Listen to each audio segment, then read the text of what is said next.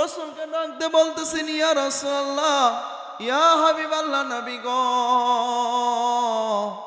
এখন আপনি বলেন, আমি তবুও যদি দিলে প্রাণে যদি বলি লা ইলাহা ইল্লাল্লাহ মুহাম্মাদুর রাসূলুল্লাহ সাল্লাল্লাহু আলাইহি ওয়াসাল্লাম, ইয়া রাসূলুল্লাহ, ইয়া হাবিবাল্লাহ, এমন গুনাহ করার পরেও যদি আমার দিল থেকে আমার মন থেকে ডাক দিয়ে যদি লা ইলাহা ইল্লাল্লাহ যদি চলে আসে, এমন গুনাহ করার পরেও কি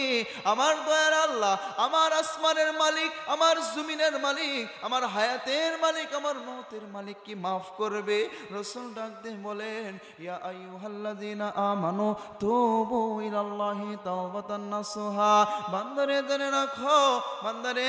শুনে রাখো, শুনে রাখো, তুবু ইলাল্লাহি তাওবাতান নাসুহা। বান্দা, তুমি চোখের পানি ছাইরা গভীর রজনীতে সেজদায় পড়ে আল্লাহর দরবারে আল্লাহর কাছে মাথাটি নত করিয়া চোখের পানি ছাইরে, দুনিয়ার কোনো বাক্তি জেগে থাকে না, দুনিয়ার সব আদালতগুলো বন্ধ হয়ে যায়, দুনিয়ার সব জেলগুলো বন্ধ হয়ে যায়, দুনিয়ার সব দরজাগুলো যখন বন্ধ হয়ে যায়, দুনিয়ার সব জায়গা, সব প্ল্যাটফর্ম যখন বন্ধ হয়ে যায়, এ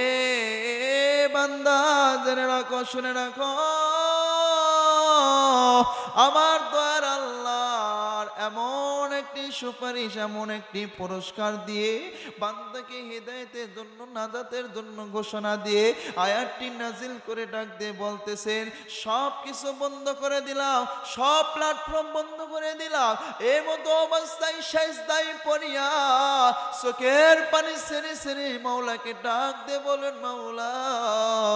অমুক গুনাহ করে এসেছি আল্লাহ, অমুক গুনাহ করে এসেছি আল্লাহ, আর কোনো দিন গুনাহ করব না আল্লাহ, অমুক কাজটি আর কোনো দিন করব না আল্লাহ, আজ থেকে তওবা করলাম, সেজদায় লুটে পড়ে চোখের পানি ছেড়ে কান্না করলাম আল্লাহ, আর কোনো দিন এমন কাজের মধ্যে লিপ্ত হব না আল্লাহ, দয়া করিয়া মায়া করিয়া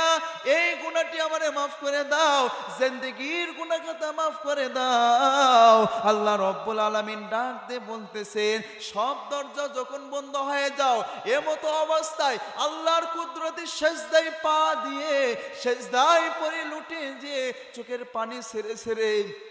যদি কান্না করতে পারো, আল্লাহর কাছে যদি ক্ষমা চাইতে পারো, আল্লাহর কাছে যদি তওবা করতে পারো, বান্দা শুনে রাখো, জেনে রাখো, ওই গভীর রজনীতে চোখের পানি চোখের ডগা থেকে পার হইতে দেরি আমি রব্বুল আলামিন ওয়াদা করলাম, আমি ওয়াদা করলাম চোখের পানি জমিনে পড়ার আগেই বান্দা তোমাকে আমি মাফ করে দে, জান্নাতি মেহমান হিসাবে কবুল করব। বলুন সুবহানাল্লাহ।